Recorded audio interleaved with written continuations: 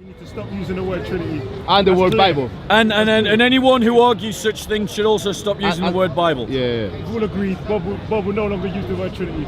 So long as those that argue such things stop using the word Bible. Yeah.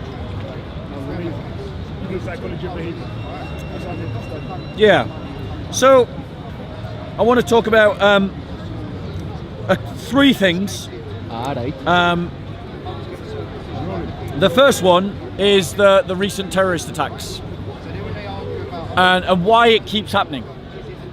Why it continues to happen, that again and again and again we're having terrorist attacks right across the world and here in the West. And it's because it's quite possible to construct a narrative of violence, a narrative of resistance, a narrative of jihad from the Qur'an and the hadiths. And it goes without saying that the vast majority of Muslims don't tap into that narrative. The vast majority of Muslims, when they come across that narrative, are disgusted by it. Now, those that do, and then go on to believe it and commit themselves to it, commit themselves to acts of violence which we then see. And unfortunately, the death of Western civilization will continue by 1,000 cuts because our liberal, progressive, ideological elites are incapable of seeing the world for what it is and for seeing the world how it is. And so they refuse to accept that this violence that a tiny minority of Muslims are participating in is inspired by Islamic texts. Now, there's been research done by a number of research bodies, Pew Research being one of them. There was another one done in the UK, I can't remember its name, but its findings were broadcast on Channel 4 that clearly demonstrate that a higher percentage of Muslims accept the use of violence under certain circumstances than we would feel comfortable with. Upwards of 30% would accept violence to defend the name of Muhammad. Now that is clearly not 100%. That clearly means that you're going to meet lots of Muslims who will genuinely, hand on heart, say they find this violence disgusting. And they do, they're not lying to you, it's not taqiyya. However, ISIS has demonstrated that there are tens of thousands of Muslims that are embracing a narrative of violence. And that can't be denied. And the liberal progressive state, because of its individualistic ideology and because of its moral relativism, refuses to see the world for what it is. They refuse to accept the reality that there will always be a tiny minority of Muslims that will tap into those jihadist narratives and then act on them. They will always write it off as something else, a distortion of Islam, a perversion of Islam, they call it. However, anyone who knows church history as a Christian knows that actually we've experienced as Christians 1400 years of Islamic violence. There has never, ever been a century or a year in which Muslims have not attacked Christians. Ever. At all.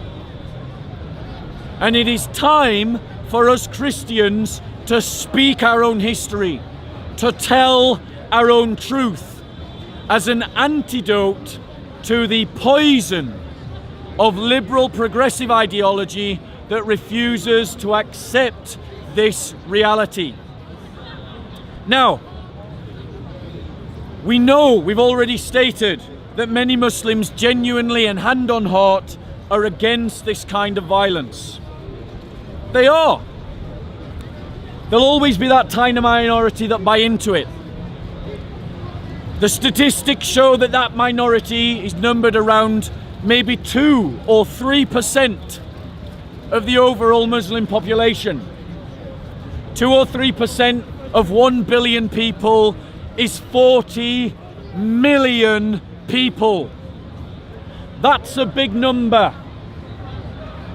That means that this problem is not going away. And as the percentage of Muslims grows within a population, the percentage or the number, the absolute number of those Muslims who accept violence also grows. 2 to 3% of 100 Muslims is 2 or 3 people. You can do the multiplications. What happens when that 100 becomes 1,000? What happens when that 1,000 becomes 1,000,000? What happens when that 1,000,000 becomes 10 million? You see the problem. Liberal progressive ideology refuses to accept that there is a problem of prejudice and bigotry and hate emanating from within the Muslim community.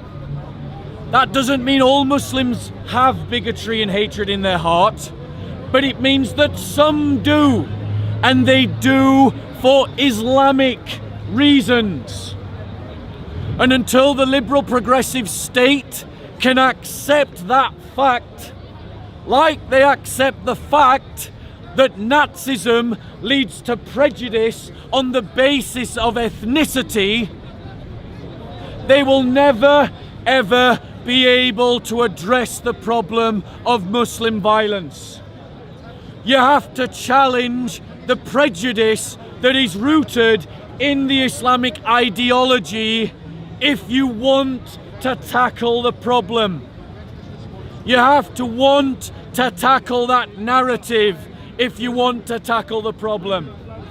You aren't going to do that if you refuse to accept that there's a problem with the ideology itself. And that is why I say to all of you who can hear my voice that liberal progressive secularism is not the answer.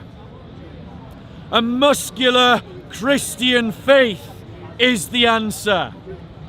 A muscular Christian faith that can stand up to an ideology that preaches that kind of hatred, that can say to the Muslim there is a genuine better alternative, something that teaches a better way.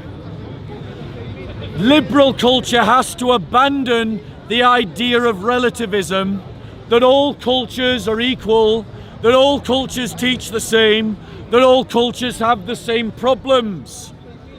They don't have the same problems because they don't teach the same things. Genital mutilation is not a problem of Anglo-Saxon culture. Alcohol abuse is. Muslim communities don't suffer from alcohol abuse, but there is the use of genital mutilation. The fact of the matter is, different cultures don't have the same values. They don't ascribe values to the same things in the same ways, and resultantly, therefore, they don't have the same problems. There is a reason why there isn't a problem of Jainist terrorists blowing people up around the world. Why? Because you can't find a more pacifist religion than Jainism. If someone is a fundamentalist Jainist, they will never hurt anyone. Jainists try not to hurt flies.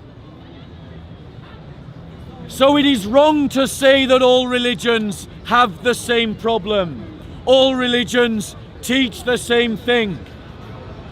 Islam teaches a supremacist ideology that the Muslims are the best of people. It teaches that those who are not Muslims are ritually unclean.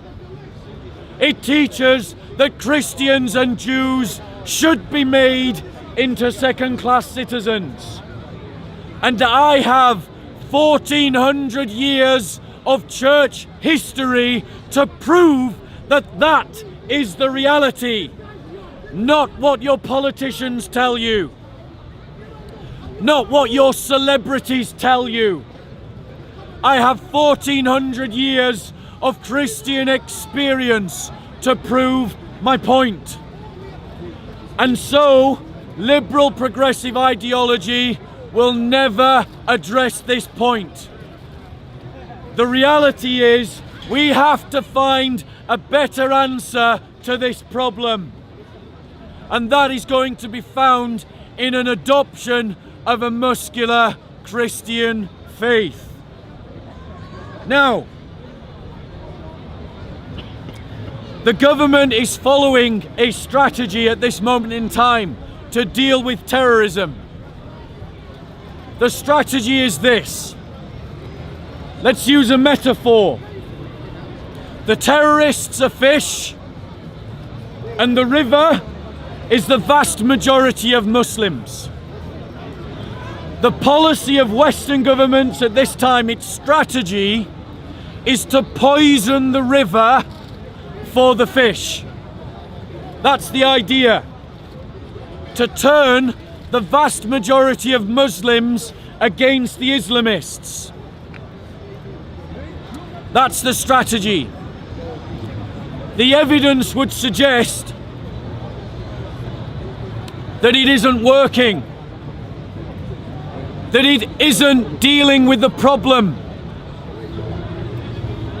Absolutely, there are some Muslims who are 100% against terrorism. They definitely exist. Some Muslims literally put their lives on the line fighting against Islamist terrorists.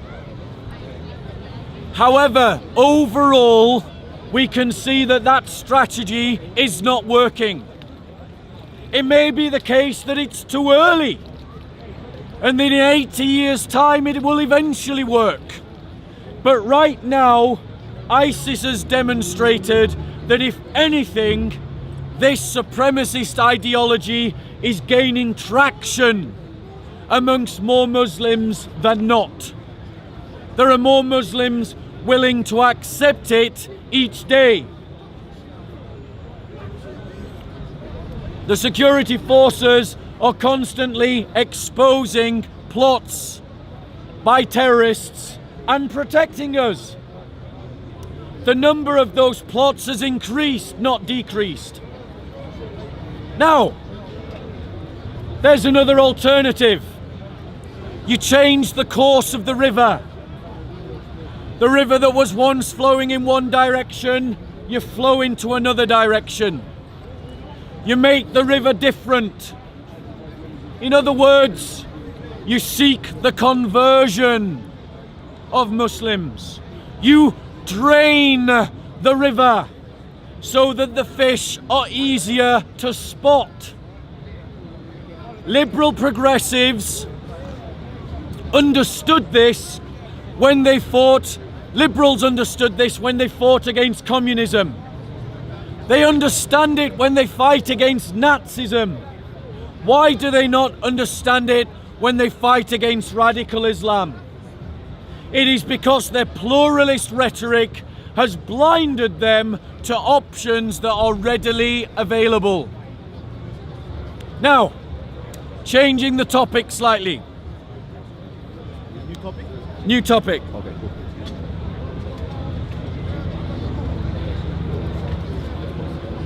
I want to talk about the election. Right. I think that we in the UK can be proud of our democracy, because the kind of tensions that we felt in our society over the last couple of days. Let him. It's all right. It's a free park. Let him. We'll move if he starts talking. So, in the election, we can be proud that our democracy is strong. The tensions that we experienced in this country would have led to civil wars in many other countries. Many other countries would have ripped themselves to pieces if they encountered divisions like we have in the UK. The fact that we didn't have great civil strife or fighting in the street demonstrates the fact that the idea of democracy is strong in the UK. And to you who live in countries that fight one another over your political differences, you've seen an example recently in our election on how to resolve your differences without the use of violence. Without the use of violence. However, the left wing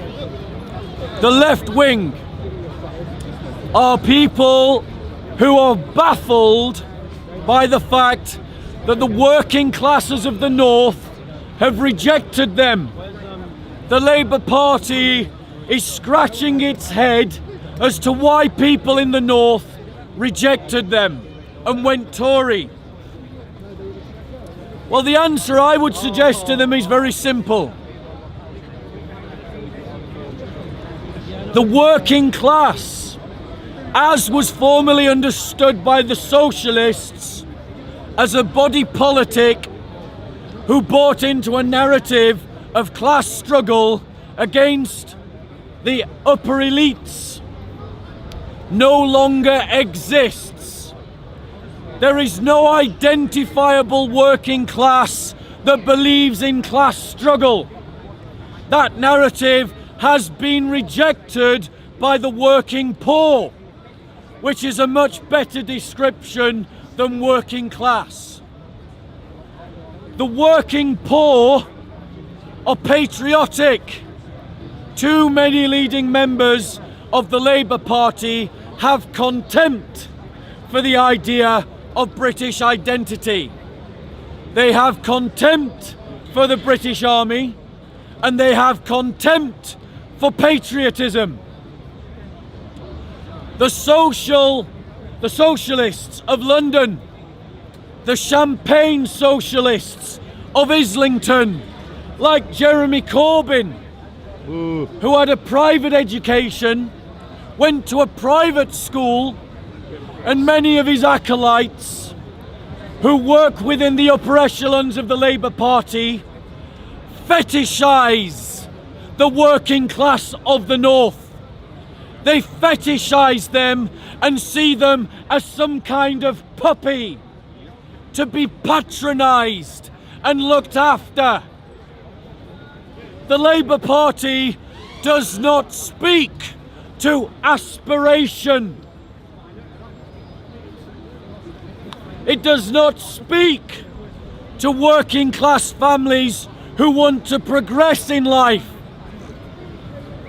who have a sense not of class struggle, but of familial or individual struggle. They're much more Nietzschean than they are Marxist communist. We got an ambulance coming.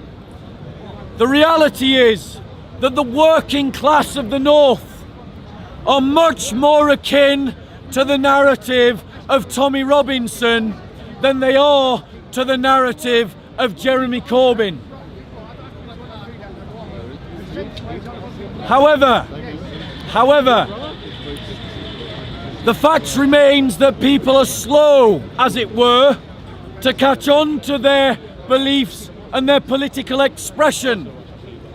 There is a lie within British politics that you have to vote for one of the big three: Labour, Conservative or Liberal Democrat, or now in Scotland the SNP. This lie is sustained by the first past the post electoral system, which distorts our democracy and means that lots of people vote for parties that they don't really believe in to stop the party that they hate more getting into power. That is not how democracy should work. Who invented democracy, Bob? Tell him. Democracy came from Greece. Thank you. Demokratia. Now, Thank you. now, what Britain needs, what Britain needs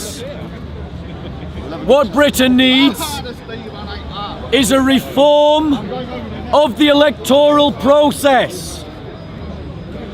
A different voting system that will allow people's votes to count for something, so that people feel free to vote for the party that they believe in rather than the party they feel they have to vote for to stop the other party they hate more getting into power. And that means we need a reform of our electoral system. And you will see when that happens, the Conservative Party, the Labour Party and the Liberal Democrat Party utterly collapse. There'll be a mixture of minority parties in the Parliament, a varied multitude of different parties, and they'll have to form coalitions. The point that everyone forgets about the first past the post system is that it was always designed to keep power in the hands of the powerful. It was designed to make sure that the social elites stay in control. And that's why it needs to be reformed. We are seeing in this moment in time, people are emerging, a new political movement is emerging, a new awakening of political activism amongst the working poor. We saw it in Brexit, and we've seen it in the last few elections, and it is socially conservative, not socially progressive.